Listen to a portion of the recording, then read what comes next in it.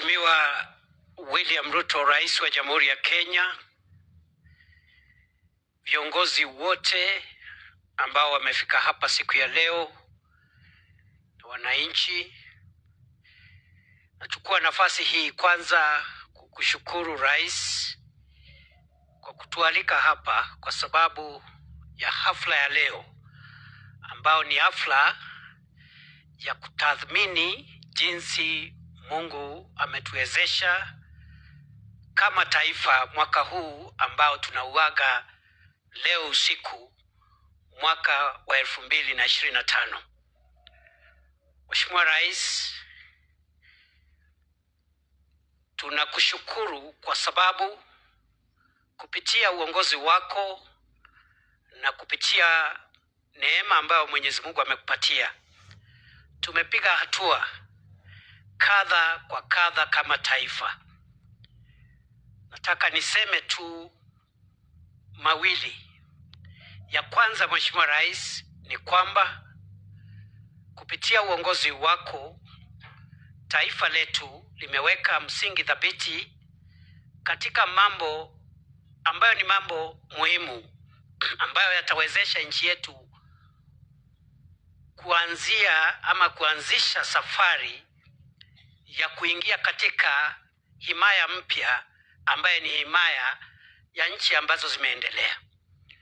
Kwa muda mrefu tumekuwa na matatizo katika mambo ya kilimo, uzalishaji wa kilimo, lakini kupitia uongozi wako tumeona ya kwamba program ya fertilizer ama mbolea imesaidia katika uzalishaji wa mimea muhimu ambayo inasaidia katika kukuza uwezo wa taifa letu kupata chakula cha kutosha. Vile vile tumekuwa kwa muda mrefu tukitamani kuwa na uwezo wa wananchi wengi kuwa na bima ya afya wakati wako wa ugonjwa, na mradi wa afya sasa tuko na wananchi wengi ambao wamejiandikisha, na vile tunaendelea katika 2026 tutaendelea kuboresha mfumo mpya wa afya kuhakikisha kwamba wananchi wengi wamepata matibabu.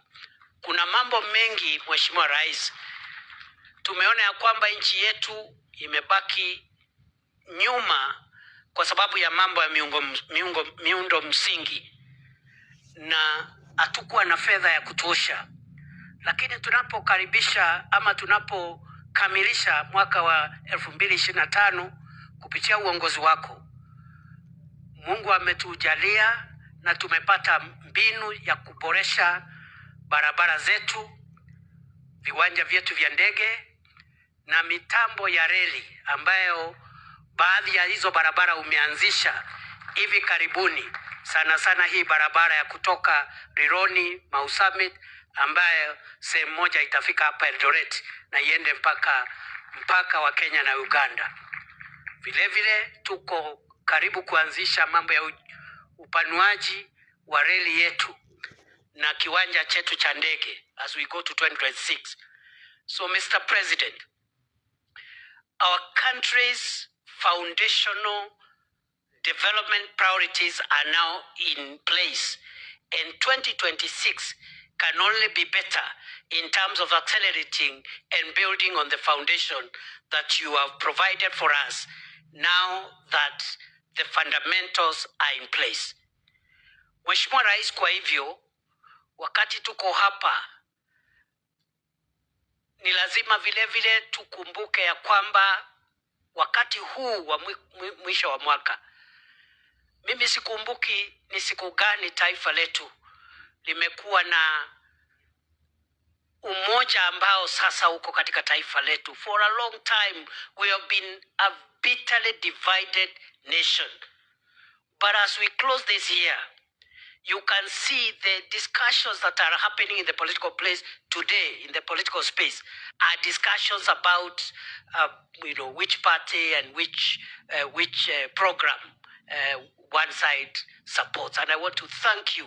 And the greatest gift you've given us as our leader, Mr. President, in 2025, is the crossing of ranks between us who were on your side in 2022 and your political opponents who were in Azimio la Umoja, because now Kenya has a broader political space, and that has helped us to forge national unity and even to heavy lift some of the difficult development programs that have always been difficult to uplift because of a divisive political rhetoric. The housing program, the health program would not have been possible without the support of our brothers and sisters who have joined us to form the broad-based administration which you lead.